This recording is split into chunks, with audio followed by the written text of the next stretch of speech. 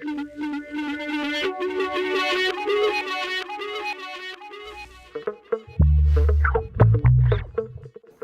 voices are everywhere. Black voices. Black voices. Black voices are everywhere.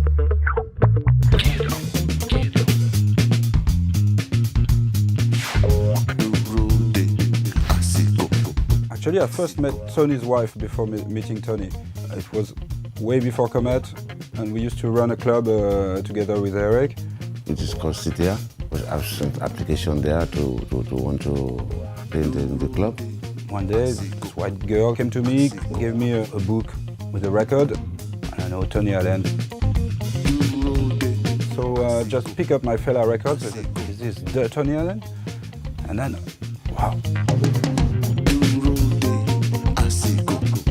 But then I just called back Tony's wife and says, okay, we just run a small club, working on small budget, so I'm not sure the right place for Tony, but she said, yeah, for sure, it's the place for Tony. Tony wants to play, that's his life. He wants to play Afrobeat, he wants to share his music with people. Okay, so they started programming me there. And starting from this, I mean, he became as one of the key players of the club. So talented guy, without any structure to promote his music, was kind of amazing. Then we said, let's do something real now. Let's go for an album. And then we faced the problem of building a label and producing records.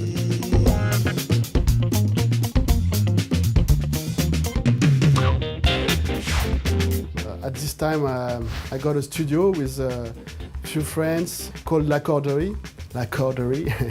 And which is a home studio kind of style, you know, and very roots at the beginning because we just have one ADAT, so 8 tracks. So it was open to many projects, ours and for other people, like those guys coming from Parliament, like Clip Payne and Mudbone. I'm Michael Clip Payne of Parliament, of Funkadelic. But at Corderie Street, which was almost a hub, we were there all the time anyway. And so when Tony and Eric came to see the place, and that's how we shake hands for the first time. He was doing his drum, and I was amazed too by the way he was recording, because he got all the structure in his head, so he can play alone the drum, and the title was set already. We never did sit around and instruct each other. It was kind of like musical chairs. It's like, it's your turn, okay, what will you put on the record? It was like a factory, because when someone come, you heard the track and get on the track. I remember Nicolas, the trumpet player, Cesar was there was Sébastien Martel, Fixie too, and everybody was very happy to record, even if it was recording on little amps, and it was happening. It wasn't a record where we thought of having a hit, but we just all wanted to play with each other. We played all the time anyway. They never really realized I was learning from them just as much as they were learning from me. So it was also something very based on human feelings, as much as musical feeling. I think Tony's album was a way for us all to see what we had gathered from each other, you know, and what we could appreciate from each other. Word is crying. As silent as a lamb. So learn to shake a hand. Black Voices, the storyline for me, had to do with one ability that we do have, which is to shake hands with each other and say hello, ask each other about our different backgrounds. Where do we come from? What are your roots? All of us meeting there at the same time, you know. I was helping Clip Payne to back up, do some percussions on his own team. And so he was obliged to do something with me too, you know. And then Mudbone too. Mudbone is my mentor and like a benchmark for me in the funk scene. Him finding Tony was was a blast. It let me know that the world was pretty small. It was a two-culture meeting, and it became one because American Afro and Afrobeat was like meeting in that place.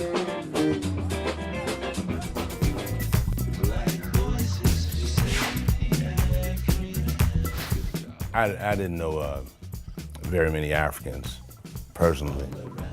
For clip, it's like, okay, he's a typical African guy with African American, doing something together. Both of us come from the same background of like working as sidemen for some really great composers. Clip was coming from George Clinton and others, and all these people, because they are kind of like, they are kind of like militant in a way when they're singing, We are blacks. We have to say something with our voices because the savior for us. We have to say something. And even with the non-black persons in the room, it still was some kind of black. It was a black situation. It's a definite mix of ideas and see what we get, because Tony said that he didn't want it to be common. He wanted it to be about the personalities that were in the room.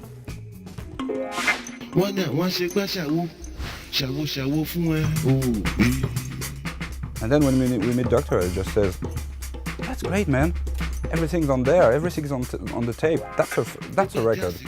And he helped. He had to help. He helped for finishing the album, but in his own way. Not the way I would have wanted to go, but at least something was on the road anyway.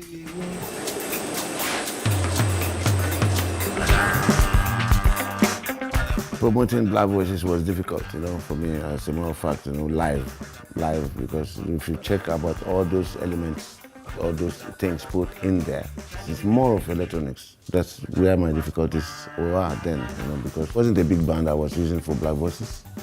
It's like a maximum Black Voices members, maybe we are not more than 6.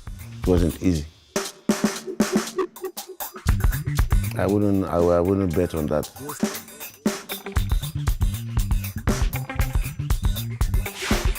After Fela's death, it was the right time, because some of the guys of the New York scene, house music and electronic music, gets into Afrobeat because they realize that the complexity of the beats was very similar to what they want to do with electronics. So this is the first time again they're going to be listening to something apart from Fela that is still carrying still Afrobeat, but this adds some kind of elements of modern elements in it.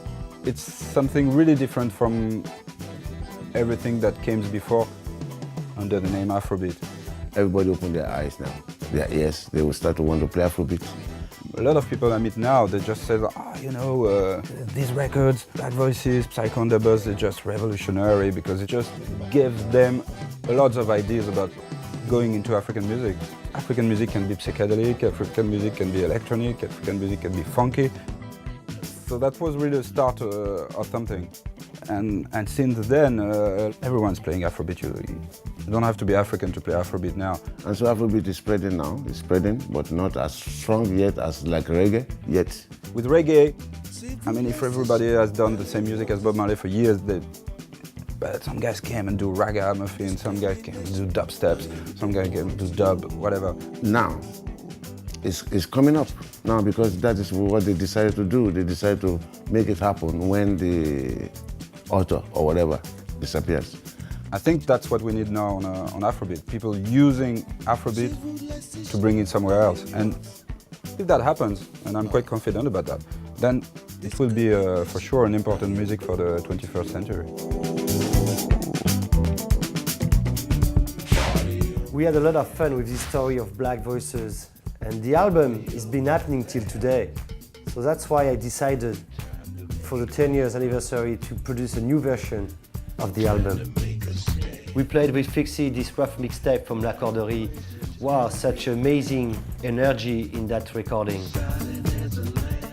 So we start the production, and I called my friend Jean Lamotte, who's a famous sound engineer, and we start to mix in another way those fabulous tracks. It's just going to be the way I would have wanted to be in the day one. More groove, more everything clear, not too many of foreign bodies inside it, 10 years ago, Tony let us, Dr. Al and I, mix his own album. We went for something totally different that Tony never done before.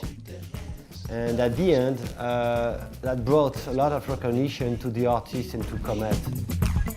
Killing of our own destiny. Afrobeat for me is like something that I have that's inside me that can totally relate, because I'm doing the funk normally, and that's like a reverse or lost version of an Afrobeat. It's all about the storyline, in my opinion. It's not necessarily the beat. The beat is something that's not hard to get to. I'm not able to play it, but I can dance to it. The only way that I could gauge on whether it was good or not was just to look at Tony's face and to see if he smiled, that would be an affirmative. And if he looked a little bored, I knew I wasn't in the ballpark. So.